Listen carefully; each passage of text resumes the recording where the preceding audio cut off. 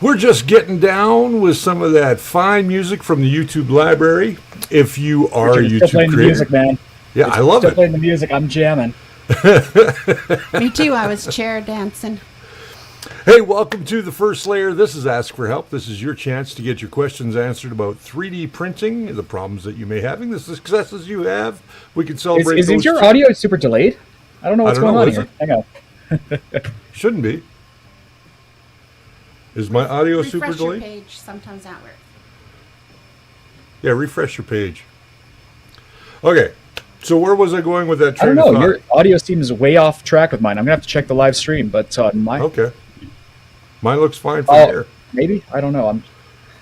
Well, I might disconnect there. Let me just check on the YouTube. All right. Audio is fine from here, DeWitt says. Yeah, your audio is out of sync on YouTube. Oh, really? Oh. Okay, my computer is all out of whack. You're all out of whack I will then. be right back. Sundays. So where was I going with that? Hey, welcome to the First Layer, everybody. If you are new here, go ahead, hit that subscribe button. It looks just like that.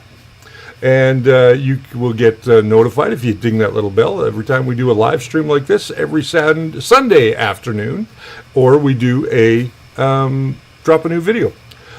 Hey, I got something I want to say here first before we move on. Hey, members, thank you for your support of the First Layer and everything that we do here. Your monthly contribution goes to helping us create new content, get new gear, bring everything that we need. And we also have the Super Chat on today. For those of you that are new here and would like to support our efforts, there's another way to do it. We do answer your questions. If you want to get your answer or your question answered at the front of the queue, use the Super Chat. It's always a good way because then it comes up and we know it right away. But we've got questions. Brian's first got to welcome some people. Brian's frozen. Okay, so I'm on my own. Let's start with this one from Greg's Vintage Workshop. He says, hi, Richard and Brian. I figured out what time you do these live. I bought that Mingda Rock 3 Pro on Friday. Should be here Tuesday, and I'm pretty stoked. Thank you. I really like the Mingda products.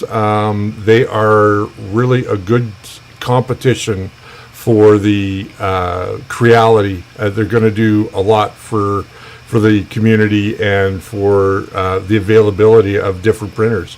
Congratulations on getting a new one. Hey, there's Rex Waldy. How's it going? Love that little animate. Rex, thank you very much for the Super Chat. The Super Chat button's still broken. Super Chat. Still work. There we go. Sexy Super Chat right there. Do that again. Super Chat. There you go. All right, let me move that. Brian's still frozen. I don't know what's going on with him. But he'll probably rejoin us here in a few minutes. I don't need that in front of me right now. This is from Ryan Kelly. He says, looking for a 300 by 300 by 400 3D printer. Too many to choose from, LOL. Help, I have $500. There's a lot to choose from. The Creality Ender, or not the Ender, but the CR10S version 3 is always a good buy. Brian is still chugging out there. I'm coming in slowly. So yeah, I would say that the Creality CR10S version 3 is a good buy. The Mingda Rock 3 Pro or the Rock 3 are also very good buys. I think those ones will work out really well for you. Either one is good. I like the Rock 3 because everything's enclosed underneath. I don't have a separate box off to the side, so that's kind of nice. A little bit less room to deal with. So there we go. Let's get into our first letter here because we've got a few letters today. And go ahead, hit that like button as well if you like the content that you're going to get today. Just And check out that one on your screen right now. there you go. Yeah, thanks for giving us a shout out there for helping you guys. We do try our best. We do. We're not experts by any means, but we do like to share our knowledge. Case in point, this is the latest benchy to come off my CR10 after fixing some thermal runaway issues, and you can see I got a lot of banding to work on. The belts are tight, the voltages are right, so I just got to do a few tweaks on the mechanical there. But we're all in this to learn together. That's right. So as we learn, we will share our knowledge. So, Carl, thank you very much for that. Let's get on to our first question here. This one comes from Killer Penguins, and I'm not sure if we did this last week or not, but it's worth repeating anyway. He says, hey, the First Layer, hope everything is well and really want to thank you for the content and help that you provide the community, and thank you for taking the time to help. If you don't mind, hoping you can provide a response before the weekend. Yeah, we had a busy week. And if you are able to, I want to truly thank you in advance. So my question is, in regards to bed leveling, I have an Ender 5 Plus, a few Ender 3 V2s, about to get a Prusa Mini delivered tomorrow. So I'll see if I experience this issue with that. But in the meantime, it is currently with all my Creality printers. It seems to be a common thing with these glass beds. It is like this on both a cold bed as well as a bed heated up to 60 degrees. I get all four corners locked and dialed in, tested by paper testing, but the issue I find is that when testing the center, the paper is loose underneath. The center needs to be lowered between 0.05 and 0.1 millimeters for the center to be dialed in and the paper to have some friction. But if I were to raise the bed up to the needed 0.05 or 0.1, I fill in and the center, then the corners are all too loose. This tells me, I'm not going to read the rest because it all just kind of mentions the same thing. So this basically tells me is that you have what we call a hump in the middle of your beds, or you have a cup. If your bed is crowned, one of the things that you can do to alleviate that is use a product that I had here. Give me just one sec. I'll be right back. I've got it right here. Just while Richard pulls it up here, this is a CR10 bed. I pulled this off my Creality machine at some point. I think this was actually off my CR10 S5. And I've said this before. Is this metal will bow? Yes. It's thin. It's like 3 millimeter. I can actually measure it there, but that encompasses your bed along with the heating element underneath. It's not very big, and as you add heat, even if you've leveled your bed cold, adding heat will change the properties of this and cause it to bow. So, just a side note, always be sure to level your bed when it's heated up to at least 50, 60 degrees, because that will be your actual bowing while it's printing. Unfortunately, there's not much you can do to remanufacture these. I have tried 5 mil aluminum beds, custom cut, and there are some tolerance issues. Let's put it that way. Aluminum never expands the same way twice. It's always fluctuating. Once it stabilizes at a temperature, it's going to be that. Here's what I use. This is called Kapton tape. And what I will do is, if I've got a crown in the center of my bed, I will take this and I will go around the outside of the bed. Just where I know where it's falling off, I will put some of this in. And what that does is it kind of lifts up that glass just a little bit. Basically the thickness of this. And you can get this in many different thicknesses. This one is 0.4.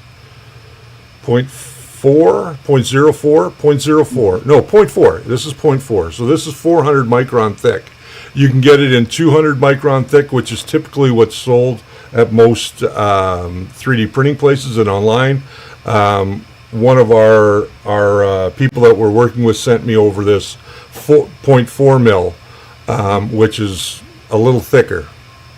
But this is a good way to work that issue out, and that will lift the glass where it seems to be dropping if you've got that crown.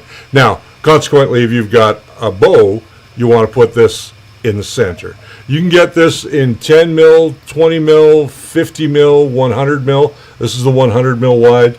You can get it in 200 mil wide as well, depending on the size of your bed. Now bear in And how mind, much money you want to spend on it. Yes, this stuff is not yeah. cheap. No, the big wide rolls are quite expensive. I have tried using materials like tin foil and other conductive heating items, and just to keep it in place is a right pain, to be honest with you. And to get to that right thickness, you're going to end up creating bows in other places and stuff. Now, The other thing to keep in mind, anytime you do these micro adjustments, you are adding another insulation factor to your bed. And glass by nature is also quite insulating too. So you may find that once you've actually properly leveled it, you may actually need to bump up your bed temperature by a couple of degrees, because now it has further materials to travel through before it reaches the surface. And we want the surface to be 60 degrees. We don't want the underside of the bed to be 60. So if you need to set it to 70 degrees to get that top surface to be 60, then do it. There you go. All right, Jerry's got a question here from DeWitt 3D. He says, I'm working on a hot end that uses a piezoelectronic plate. What is the piezoelectronic plate for? What does it do? Brian, this is yours. Yeah, so the piezoelectric plates, they've been out on the market a little bit, and they're actually being repurposed. Normally a piezoelectric plate is just straight up two plates of metal together that when you apply electricity, it vibrates and creates a sound, basically. It's a discrete sound sensor. Now, the way it's used in 3D printing is when applied at the top of the nozzle, you can use it to create a bed leveling system through the entire hot end itself. I did buy a kit last year, and truth be told, I just never had the time to install it and play with it. I've heard some good things, I've heard some bad things. The cool thing about it is that you're not going to have a separate sensor altogether to detect your bed level. You're instead going to have your nozzle touch the bed, and then you have to adjust the sensitivity of the sensor to determine if it's actually come in contact with the bed. And I personally don't like that technique, as you can potentially ram the nozzle into the bed early on if you don't have it calibrated correctly, or it's not sensitive enough there. So, Tim, send me a message on Facebook later. I'd like to take a look at that particular build, and I can tell you if there's something weird about it. It's just the one that I had like 24 wires coming out of it, and there was all these circuits you need to hook up, and I just didn't care. I just went with a BL Touch at the end of the day. But that is what it's designed for. If you don't want to go that route, you can just put it to the side and install the rest of it without it. Yep, there you go. Okay, let's do another question here real quick. Go ahead. I was going to say, it's standard on the Creator 3. I did not know that. So, yeah, that's the flash forward the IDEX. And that makes sense. Maybe they do it well, but I honestly haven't worked with the Creator 3, so, yeah. I have the first generation of it, not the newest generation. Let's take this next question from Steve Carvelis. I knew I'd get that. I'd butcher that. He says, good day to you all. He says, can you make any recommendations as to a 32-bit main board to replace the original? Secondly, what's your opinion about the holding power of the pneumatic fitting versus a push-in clip retainer on the E3D V6 hot-end heatsink for the Capricorn Bowden tubing? Okay. My board of choice, let me see if I can go to my overhead here. Let me just take you to that. All right, so this is an older board, but this is the Big Tree SKR E3 DIP V1.1, which is not that old actually. But at the same token, I like the Big Tree boards for a 32-bit board. They're inexpensive, they work well. As you can see here, I can replace the steppers on the DIP. You cannot do that on the Mini. The Minis are all hardwired in, but you can do it on the E3D DIP. Brian, what's the other one? The Turbo? The E3 Turbo, yeah, because they have an E3 2.0 and then they have this E3 Turbo, but the Turbos also have built-in steppers. I do personally prefer the DIP, and actually I kind of laugh at it because DIP is actually an acronym for Dual Inline Package. It's an old the old thing used for describing ICs that have 2 rows of pins on them, and that's, I think, why they called it the dip, is because you can drop in new steppers that are 2 rows of pins. So, fun random fact. There you go. So I recommend these ones. Anything from Big Tree, they seem to do a really good job. Now, for anybody that doesn't know, Big Tree and BQ are the same company. Big Tree is just a division of BQ. BQ is the parent company, okay? Just so there's no confusion there. Now, let's move on.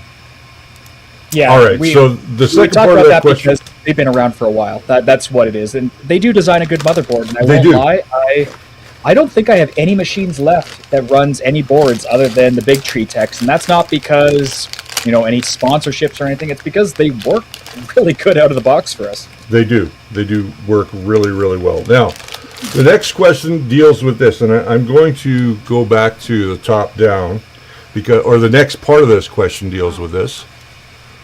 Daryl, we'll get to your question in just a moment. Sorry. Yeah, we'll get your question in just a second. I didn't know it was a So two-parter. this is a fitting. This is the same fitting that you use for just about every hot end out there. I guess the question is more about this clip than it is about the jaws inside. What I would do personally is I would use the clip. Once you've got the Bowden tube set, you put that clip on there. Your Bowden tube is not going to move up and down as retraction pushes it. So this is a great option to use with, E3D V6. I like this option because this little clip really helps a lot. Okay? All right. So actually, reading this question a bit too, this is a fun one because I did tear down my E3 V6 hot end this week while I was doing some work. So I just wanted to show you something cool. Unfortunately, I don't have my macro camera set up, so hopefully this comes through for you. So the clip retainer on the E3 V6 hot end, hopefully this focuses in. If not, we'll pull this nice little Big Tree box in the way to focus on up. So here is your stock clip. And what this here does is you can see the 4 little metal prongs on the arms. That is what grips to the filament. So the reason these clips are good is because the clip itself actually binds to the filament. Now, if we go over to a standard Bowden fitting, again, this might be a little tough to see, but on the inside, you'll actually see that the clips are actually within the Bowden connector. They're not within our little push tab. Let's see if I can pop this off quickly for you guys, because I've got a boatload of these sitting around. Let's break her. Not a Sunday unless we break something, right? There we go. Okay, so inside your standard Bowden connector, you'll actually see the clip here. Sorry again, I've got nothing to focus against here. This is what happens when I improv a show, guys. So you'll see there's actually nothing on this clip itself. There's just the plastic retainer. Now, if we look inside our Bowden connector here, you'll actually see the metal clips exist on the inside of it. So what happens is when you put your Bowden tube in, this actually goes and pushes, grabbed the wrong clip. No wonder it doesn't look right. The plastic retainer clip actually pushes down on the little teeth on the inside, or it sits loosely. And when you press down, it actually presses those clips down, which loosens up the grip on the filament. Now, which one's better? It's a 50-50. When it comes to actually these connectors, putting a clip on this ain't going to do diddly squat for you, believe it or not. Because inside the clip occurs on this connector itself. But with the E3D V6 and any ones where you actually have those little metal pins on that clip, you do want to have that, because if this bounces up and down, so does your Bowden connection. Whereas on this one, this piece bouncing in and out will not affect it whatsoever, because you're not going to have enough downward pressure on this to actually loosen those metal clips. And you can actually feel it. This one is always going to be more spring-loaded when there's nothing in there. If you drop this one in, it's just going to plunk straight down. It's just going to sit there. So with this style one, you kind of can put the clip in ahead before you put the Bowden tube in, but then you're going to have the little teeth on there scraping against your tube, which will loosen over time. So that's why we always say, get the Bowden tube down in there good. Try and get something underneath that to hold it up high, and then slide your clip in, and that will give you the best long-term retention. Alrighty. So Super technical. But, let's I get was to this excited. Daryl Watts. Yes, you went way too long. Hey guys, I just start Kickstarter supported the Tron XY3 SE 3D printer. What's your opinion on the brand? Tron XY to me is like the ANET of the world. They're Yeah. the lower tier. A lot of these companies now are starting to use Kickstarter to get their new product out there. I'm not sure that that's a great marketing strategy. But Kickstarter has also given new rules that if you're going to put a product out, it must be ready to go to production. Yes. There must be something to show so that they don't get sued in the back end. So at the end of the day, if it works for you, great. That's what I'm going to say, because I'm not going to bash any brand. Just remember that Tron XY is on the lower end of that tier. And at the end of the day, if it works for you, great. If it doesn't work for you, then it's like buying a lemon. Now, But every printer, I hate to say it like this, but every printer on the market can be made to work. It's just how you do it. and my opinion is I will never back up printer through Kickstarter, and I'll tell you guys why. Is every manufacturer I've seen, when you back it on Kickstarter, you're getting the first batch of them, and there hasn't been large user testing in general, to be honest, with every single printer company. I don't even need to name some because I can't think of one that hasn't. And the problem is when you back one on Kickstarter, chances are if there is a design flaw, they're going to come out with a different revision by the time it hits the consumer market. And then you're left with essentially a pre-production product. So unless you are prepared to put the work in, because at the end of the day, we back things on Kickstarter because it's cheaper than the final retail. But you have to be willing to put the work into it if it doesn't come out as expected. And that's just in general with any pre-orders in general, is you won't know what you're going to be getting until someone else has had it in their hands. And so with anything, I recommend if it's coming out on the market, even if any YouTuber goes and says this is the greatest printer ever, I would say wait 2 months. Wait and see if any issues arise. It's the same thing with going to the dealership and buying a brand new vehicle with a brand new generation engine and body design. What happens if there's something that just isn't good in there? Well, the next year model has it fixed, but you're still stuck with the old one. So, it comes down to experience level. If you're willing to take the gamble and get the discount, be willing to accept that you might not get the best version of that product. Jerry, have you got another question for us? Sorry, I was reading. Oh, she's reading. Yeah, there's been a lot of good comments in here about different boards and all that. Like the MKS boards are great boards. The Large boards are great boards.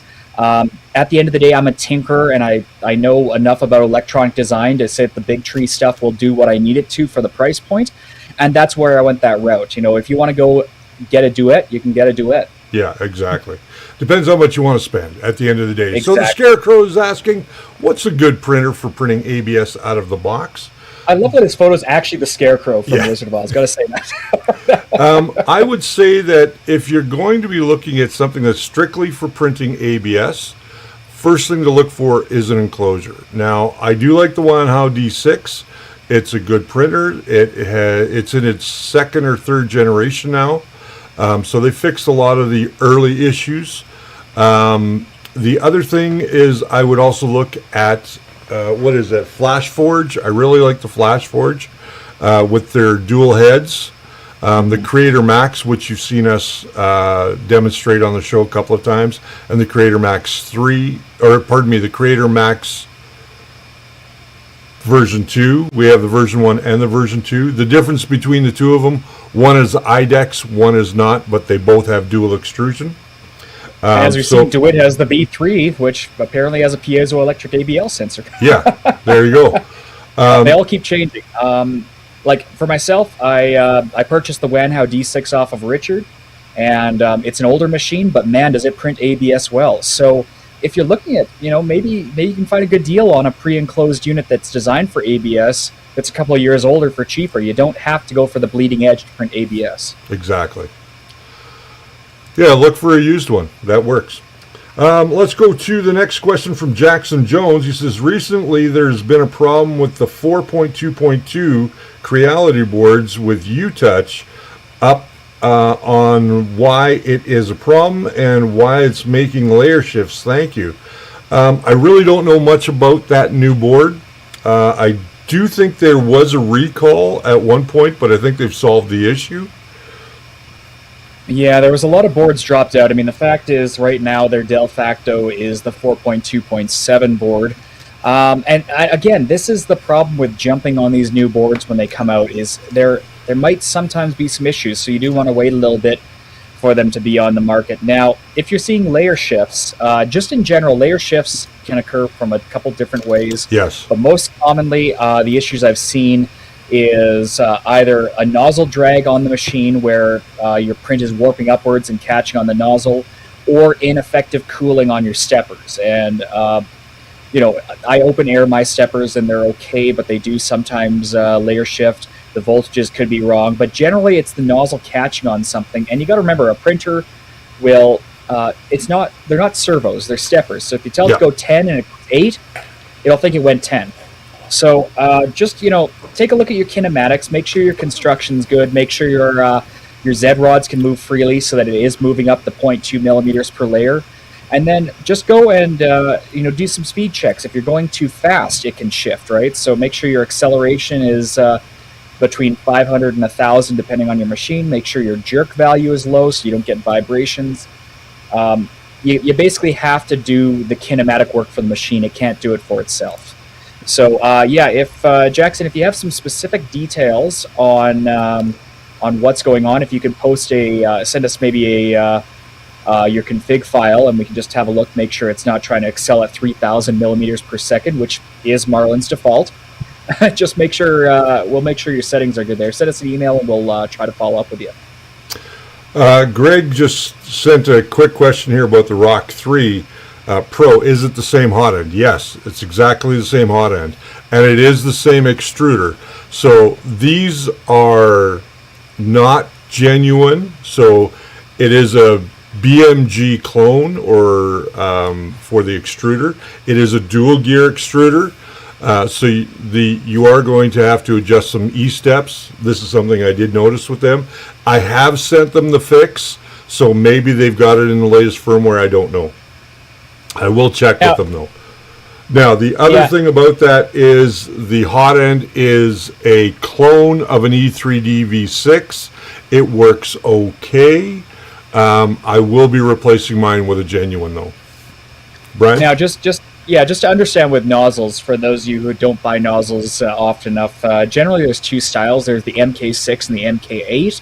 There are some variants of MK10 and so forth. And you'd think, as you go up, it's a generational upgrade, but actually it's a completely different style. So the MK6 nozzle is the E3D style, and then the MK8 is usually what you find on Crealities, which usually has less threading.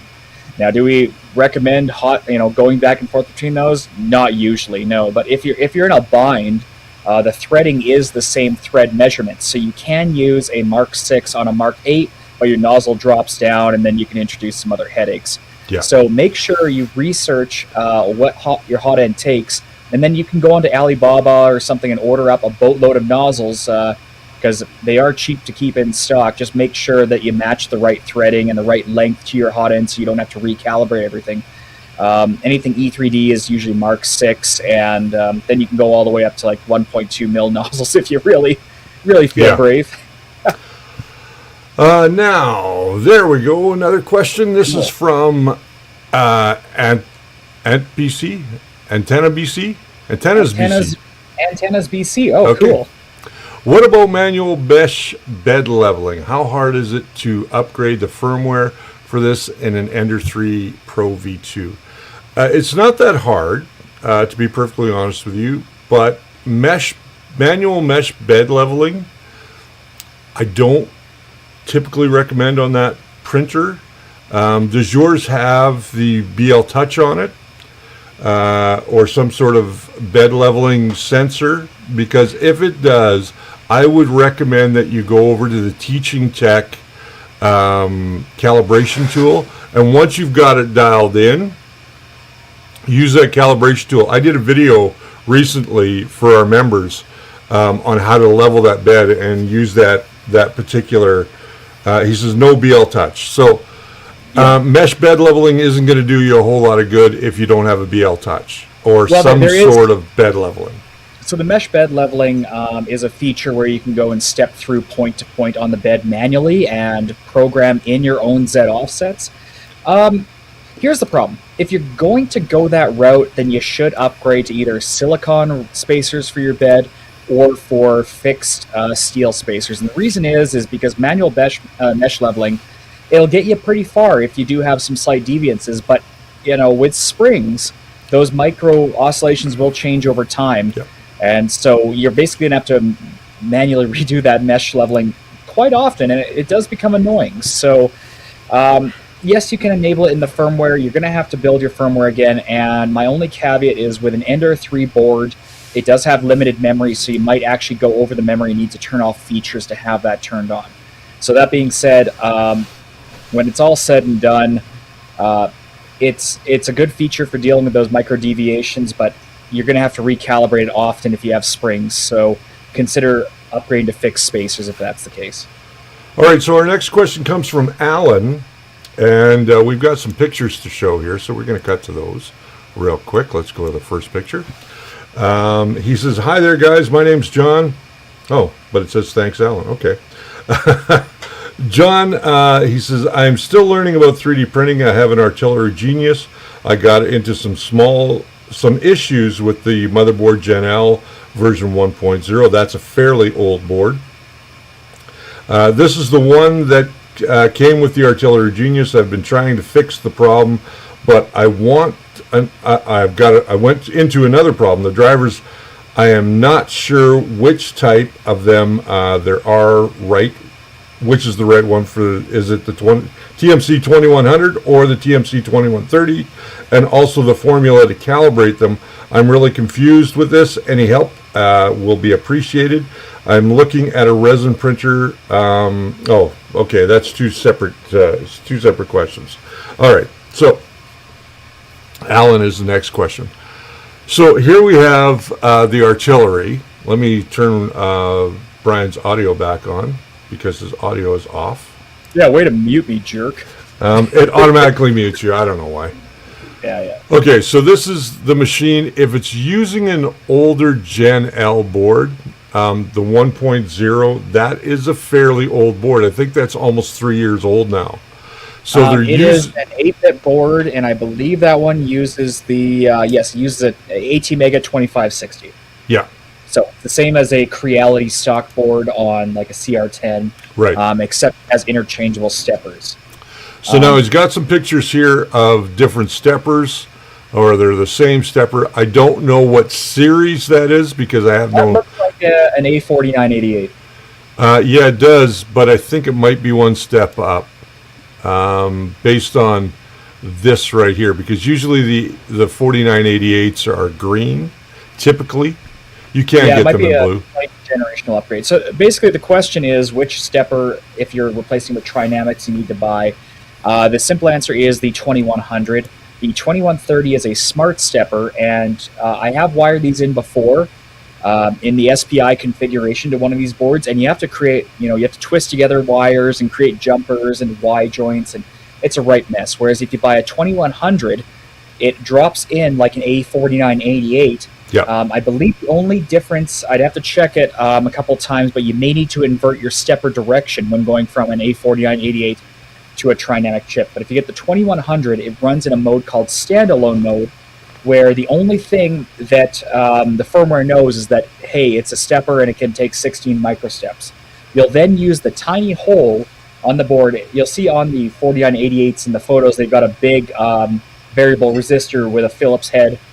Usually the Trinamics are hidden under the board, and so there's a hole you see through, and you use a flathead screwdriver to adjust. You know what? Actually, I'm going to go and pull one off my machines. So, Richard, you can go ahead and talk a bit about the board while I pull it out here. The MakerBase boards, the MKS boards, I used to use them all the time when I was building custom printers for people, because they're a good quality board. They usually come with good quality steppers. and the steppers were replaceable. So you could pull the steppers off and put on whatever steppers you want. Now, the downside to that is that they are an 8-bit board. In a world of 32-bit compilations now, most printers now are starting to come with 32-bit.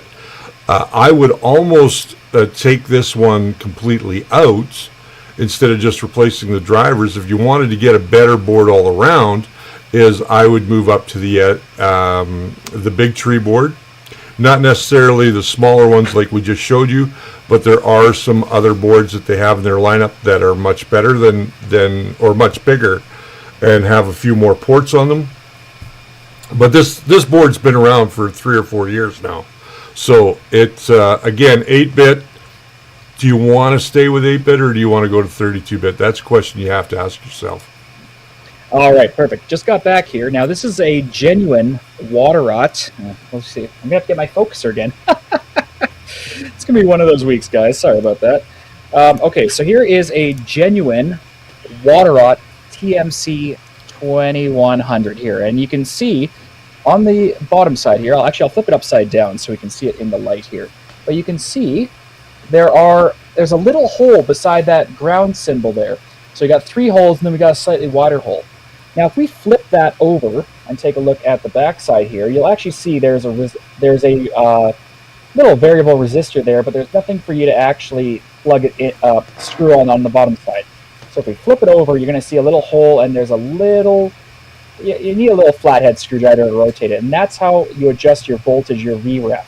Now, these should ship with a VREF of about 0.8 volts, which is the standard for a NEMA 17 motor on these ones here. But you may need to micro adjust that. Sorry, my camera's backwards to what I see. So with these guys, this in practice is basically a drop-in replacement for an A4988.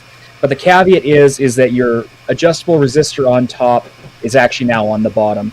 But yeah, this was a great route to go. The fact is, though, there are newer boards on the market. I haven't seen any kind of standalones past that. And Richard can go back and show the E3 dip board. The reason why E3D was really cool, E3 dip, it's a Sunday, guys. The reason the E3 board is kind of our go-to is because if you take a look, Richard, can we pull one of those steppers right off, please? Yeah, sure can. Awesome, thank you. Now, if you look underneath, the big... Just got to give them a little wiggle and break all the electronic rules that we've been taught over the years, right? Yes. There we go. A little tight. Okay, so if we take a look underneath the Big Tree board, let's look at the board itself, not the stepper so much. Thank you. You'll see, unlike the MKS board we showed beforehand, there's actually an extra row of pins underneath that stepper. And the reason is because they made it really easy to configure a board for an SPI or UART configuration by changing those jumpers. And that way, all you have to do is change the jumpers to the correct position for an SPI configuration, and then slip your stepper right in. And Big Tree also color codes their steppers, so there'll be a red pin header on one side and a blue pin header or a black pin header on the other, so you know what the orientation is. Now, you may also notice 2 standalone red headers on one side of that port, and you might wonder what they're used for. Well, when you get into the SPI boards, you can use sensorless homing. And those 3 holes that I showed you previously, if you solder a pin header into those, you can actually read back diagnostics from it, such as the torque load against the stepper.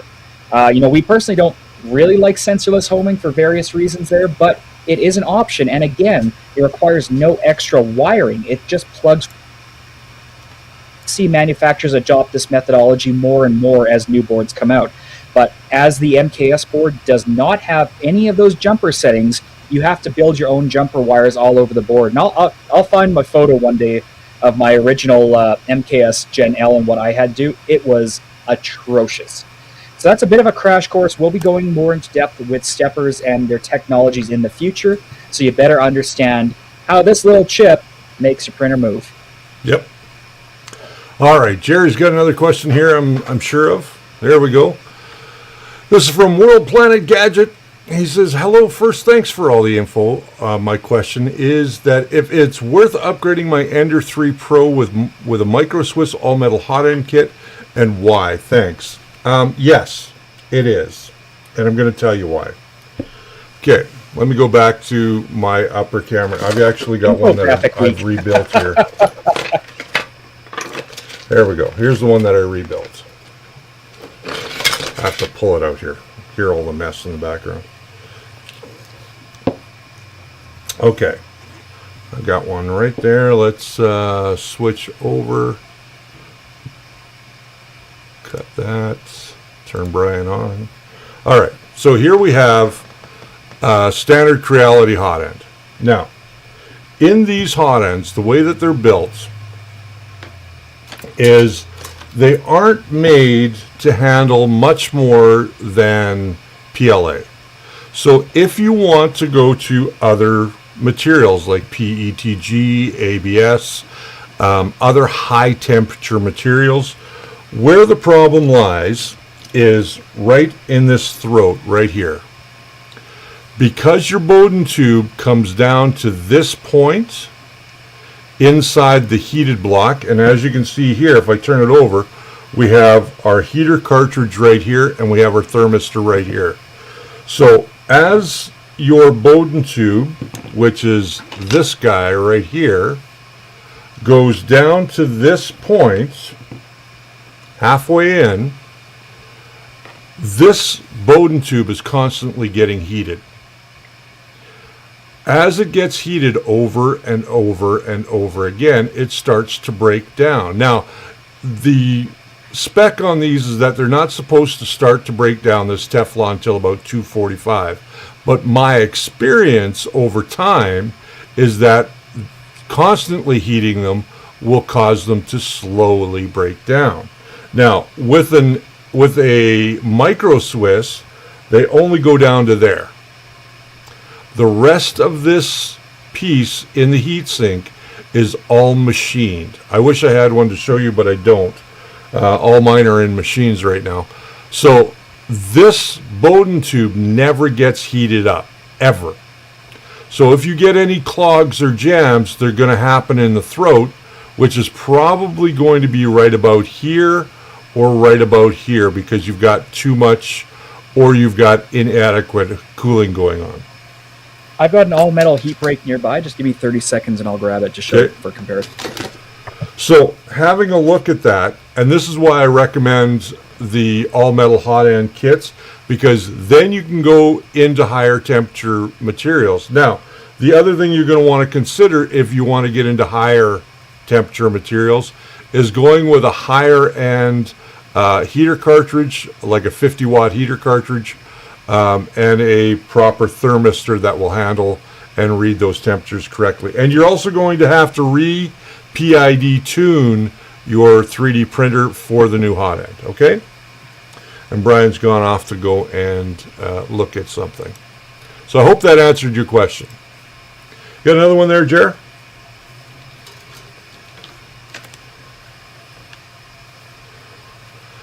From Henry Stofferan, I'm sorry. Question is the Creality 2.2 or the SKR Mini E3 version 2.0, which one is better? And to be perfectly honest with you, the new Creality boards, the 32-bit boards, if you've got one of those in your machine, is fairly good. It's going to last you. I don't think that it's any better than the Mini in that regard. The Mini has a few more ports that you'll be able to take advantage of for adding on things. It's a little bit easier to add things to. But the 2.2 Creality board, I believe that is a 32-bit board. Let me check into that real quick for you. Creality 2.2, because, man, their numbering schemes, I hate them for it. Dual extrusion upgrade. Oh, no, that's TH3D's modification of the board. That one is still an 8-bit board, actually. So, yes, going to a 32-bit would be a major improvement for printing. Now, just jumping back to the last one, the reason it took me a moment was because I need to actually investigate the all-metal hot end or heat breaks that I purchased previously from AliExpress, because look at that little Teflon liner in there. Yep. Very interesting. But for the sake of our example, this will still suffice. Now, if you look at the end that goes into the heat break, you're actually going to see that it doesn't go all the way in. So your Bowden tube only goes in about yay amount. So when we have a hot end like this, and we put in a nice little Mark 6 nozzle here, you can see the nozzle screws in about halfway onto the heat block there. And you can see, there's only, let's see if that'll focus a bit there for you. Nope, just going to put it right. There we go. So you can see there's not enough room for a Bowden tube to go through your nozzle. That shrinks down to, I'd have to measure it either 1.9 or 2.0 millimeters, give or take. It's usually 2.0. Yeah, just to give a little flexion. So when you screw in this vent, and we'll pretend that Teflon liner is not there and that's actually a metal piece, you'll see it's kind of thin around that center point, and that would never be wide enough for a Bowden connector to go through. So if you were to go and tighten this all up, and make sure, of course, you tighten up tightly, because that's how we get issues with clogging and all that stuff, you'll see that your Bowden connector is only going to go to about here, leaving the rest of this down being a metal interface. Let's see if that'll focus. There we go. So everything from my fingernail down there is metal, and therefore can handle a much higher temperature range.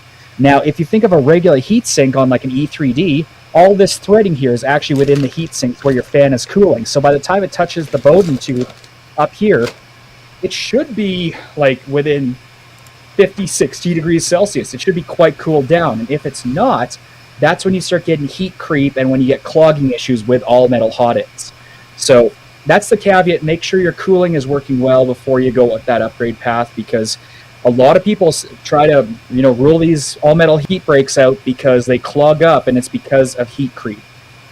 Hey, before we get to the end of the show, and we've got 2 more quick questions here in the emails, I want to remind you that if you're not a member yet and you want to help support the show, you can become a member. There's several different levels there. You can go as low as $1.99 to help us further our efforts here on the First Layer. So go and click that little join button, see what's available to you. I want to take this next question. This is from Alan. The last one was from John. He says, I'm looking at a resin printer, but I have read that the resin really smells a lot. I understand that there's low odor resins out there, since you have tested many. Can you tell me which one you like the best? Well, when it comes to resin printers, I have 2 that I actually really like, and that is the Frozen Sonic Mini, or the Frozen Sonic Mini 4K, which is a better printer all around, or the Creality LD002H, which is the newest one. You can also still get the R, which I have, but those are 2 very good printers to start with. They're easy to use. Now, as far as resins go, I've never really ordered a low odor resin. But the resins I use are the frozen resins. They're about $45 a liter on Amazon Canada. So at the end of the day, I really like those. They don't smell a lot. Jerry, do they smell a lot? No, they don't smell. I don't smell them at all. And the resin printers are upstairs. So, yeah, I never smell them. And you're in that room quite a bit. So, yeah, at the end of the day, low odor resins, I think for the most part, is a marketing term. It's a buzzword. It can bounce up and down. I mean, the fact is the resins are becoming less and less odory over time. I know when I first started getting into resin printing, the stuff, it stank pretty good, not so much in the room, but when you took off the lid, it was very overwhelming for a little bit there. And that's why they say to work with it in a large room. A lot of these, I think the Elegoo Mars has a built-in little carbon filter, and a lot of them do have carbon filters in to reduce that. The one thing I will tell you guys, and this is straight up from my experience, is that the more translucent it is, the higher it is to likely have a scent. I don't know what it is. I haven't looked into the material composition, but if you're getting like a gray, it's fine. If you're getting a black, it's fine. You go for a translucent red or a translucent green, oh, that stuff has a much stronger scent. And, there's other caveats with translucent resins, with things like it takes longer to cure because it's more transparent and all that. Right. But if you are looking for if you're not concerned about color, avoid the transparent ones, because they do have a stronger, I'm not going to say VOCs because I'm not an actual analyst of the composition. And then, of course, the general safety one we've seen If you are sensitive to odors, or if you're working in more enclosed spaces, utilize all those masks you got lying around the house, the medical masks, just to try and filter out a few particulates, because we don't yet know what the 30 and 40-year impacts of constant exposure to resin scents are. I'm not going to say it's going to kill you. I'm not going to say it's not going to kill you, but I'm going to tell you, be smart with safety gear. Yeah. There's a reason that stuff exists. And at the end of the day, I can tell you Monocure and there's one other one. Oh, the Wanhao resin, to me, really stink. And I've used both of them.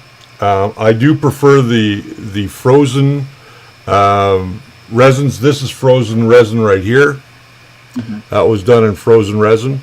So this doesn't stink very much at all. So at the end of the day, you just have to kind of choose it, which one that you're going to go with. The last question here is from Jomamamoto Sprodling. I always get that one wrong. Send us your real name. What is your opinion on the Flexion versus the E3D Aero direct drive extruder? Which one would be an all-round better extruder, and have you used these in any issues with either one? I have used both. I like the Flexion. I think it's a good design. It was the one that kind of got other companies on the trend. I do like the Aero Direct as well. I think the Aero extruder works very well. So I don't think you can go wrong with either one of them. If you are using an E3D hot end, probably the Aero is a little bit better, because then you're matching company for company. And I usually like to do that as well. So Brian, do you have any opinion on those? The fact is, everybody's coming out with different hot ends on the market and different extruder assemblies. The Flexion has been around for a long time. I've only ever seen it on a customer's unit when I stopped into Spool 3D, and I thought it looked really sexy. But honestly, you can't go wrong with E3D. I have not been let down with any other products. To summarize some of the ones I've worked with, primarily I work with the E3D V6 all metal, but on the abomination that Alteracious rips me on every week for not doing a review of the BLV kit, it's got dual nozzles on there that use the Light 6. Now, the Light 6 is the Bowden tube equivalent of the V6. It actually does not have an all-metal heat break. And because I was only working with PLA on that machine at low temperatures, you can do larger retractions, which is really nice for a dual extruder assembly. Some of their other stuff I've seen, E3D is not cheap. They're kind of like the Prusa of products. You're going to pay a little bit more, but they are very well engineered, and really any problems I've had with them are a result of me not doing my proper installation. And we're going to go through a full hot end assembly again, because it's a very valuable skill to have, and that extra 2 to 3 minutes will save you months of tweaking and months of headaches.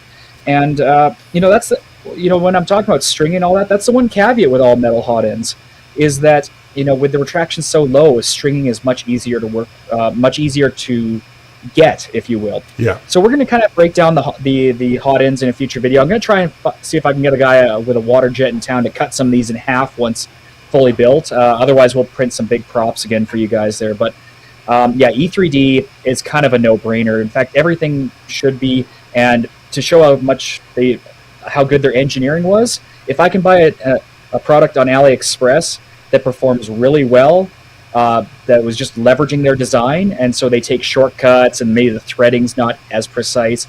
If this product works average to good, then the E3D is going to be solid for you.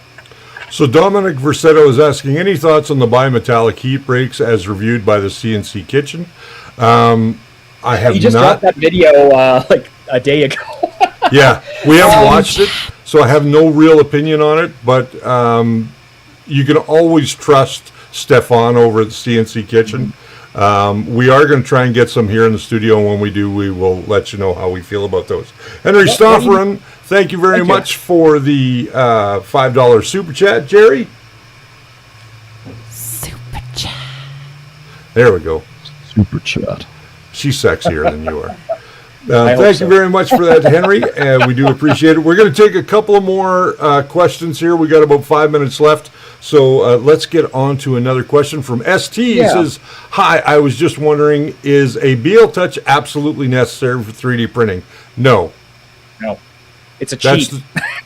that's the short answer. I would recommend, first and foremost, if you're thinking about getting a BL Touch, if you learn to level your bed manually, that's a skill. It's a skill set that you're going to have moving into any other 3D printer that you may buy that doesn't have auto bed leveling. Auto bed leveling's nice to have once you've learned how to do things manually. Build that skill first. But no, it's not necessary to put a BL Touch on your 3D printer. This one right behind me, this is the Lotmax SC10 right over here. This doesn't have a BL Touch. Neither does the Mingda D2. It doesn't have a BL Touch on it either. And So, I don't this- think that it's necessary. This has been the theme of today, is trying to explain to you guys that the printers are dumb. The printers are very, very dumb. Yes. You get a code, it's going to run it, it's going to finish.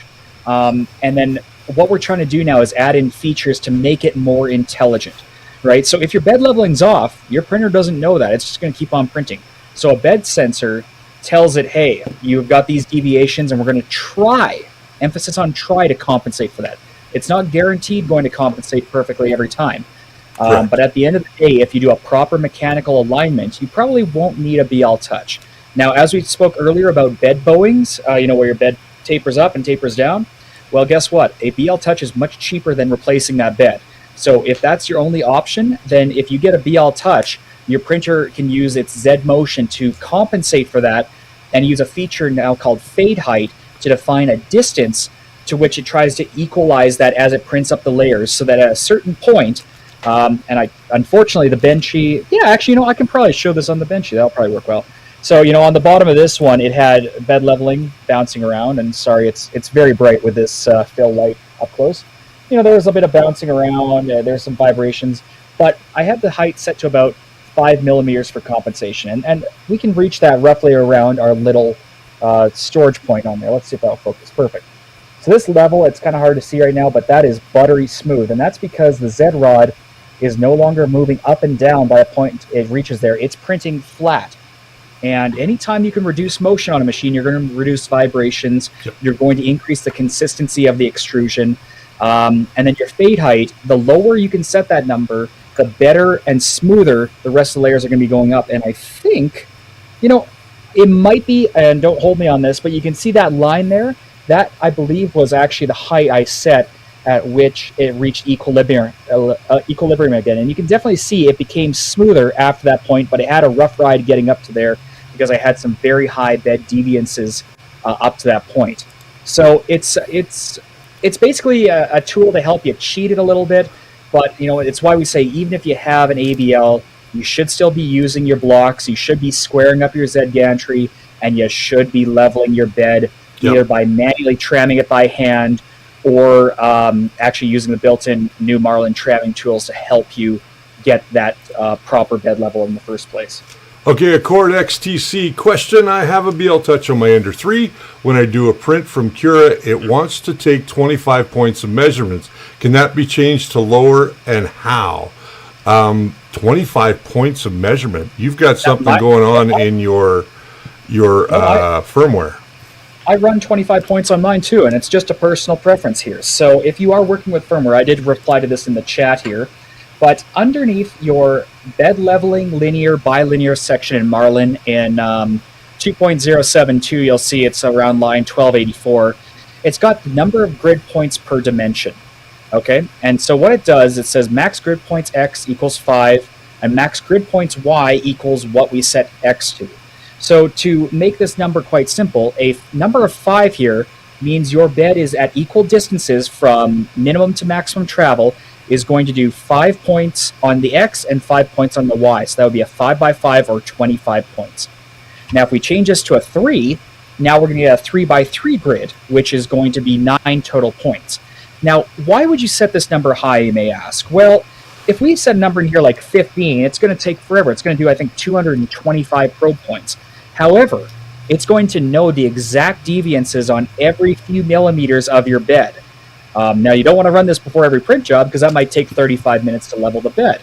But if you are fairly certain that your bed is fully flat from corner to corner, and it's just a matter that you have a little bit of lift in one corner, or you have a little bit of an angle, like a linear angle, where from one side on, let's say on the X, is at 0, and the other side is 0.2.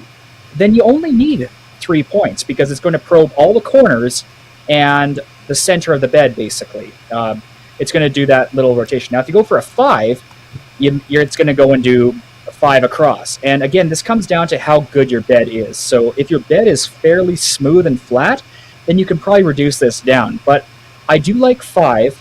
I've also done things that are odd, like 4, and the reason for that is because I have it probe the center point, and then it probes kind of like a square around that center point rather than that center point itself. Now, while you're down here deep in the firmware, there are a couple settings you might want to look into. The first one is this extrapolate beyond grid, where if you have an inset of your probing dimensions and you need to print outside that inset, it will try and determine what angle the bed was raising at and create virtual points outside of that. Now, the other one is this ABL bilinear subdivision, and we could go into the borings of CatMel, ROM, and all that, but at the end of the day, what it does is it takes all your points and creates a curve, a mathematical curve, and creates virtual probe points in between of where it thinks the bed is in between. So this helps deal with resolution issues when you want to keep that bed leveling small. The caveat to increasing either of these values is that it's going to use up more memory. So you have to make sure that you have enough memory on your board. And that's why we like the newer Big Tree items that have 512K of storage versus the 256K from before. Because 256, when you get into that with ABL, there's just not enough room on the board to store all that information. So again, if you do have it in your firmware and you want to increase that, just make sure you have the room on the board. We'll be going more into all these different techniques at a later date, but for the time being, that should get you rolling there. All right, so we are at the end of the show. Thank you guys very much for joining us today. I do appreciate it. Thank you to Brian for joining us. You know that guy. Thanks, over Rick. There. That guy. I want to remind you that if you are going to send us questions, please send them to questions@thefirstlayer.com. We take them all week up until Friday, and then we start to go through them on Saturday and build our list for the show. Let's cut back to where we were. There we are. And Jerry was on. Let's give Jerry a big hand for doing all the work that she did to get your questions up here. Little golf clap. And say goodbye for today. Remember that the First Layer is always your foundation to a great print. And I want to thank everybody for their patronage today. And again, thanking all of our members. So if you want to become a member, it's real easy. Just hit that join button and find which one will suit you best. And we will talk to you again in a week. We've got another Tuesday tip coming up for our members this week, and we will get it out on time. I do promise you that. We had just a bad week. Community posts. We've been having a bit of fun engaging with you on YouTube there. So we've been asking questions, and answering those questions will help us develop future content because we do our own printing styles, and so if we come across an issue, we share it with you guys. But if you've got something that's been bothering you, that's a great place to say, hey, I'd like to know more about this so that we can dive deeper into it in a future episode. So thank you to all those of you who have been engaging in those posts. I've actually loved reading all your comments, and if you've been seeing replies that don't sound like Richard, it's because of this guy here. So thanks, guys. Appreciate it. That guy. All right, so we'll see you next week, guys. Have a great weekend. Bye for now. Bye-bye. And we're out.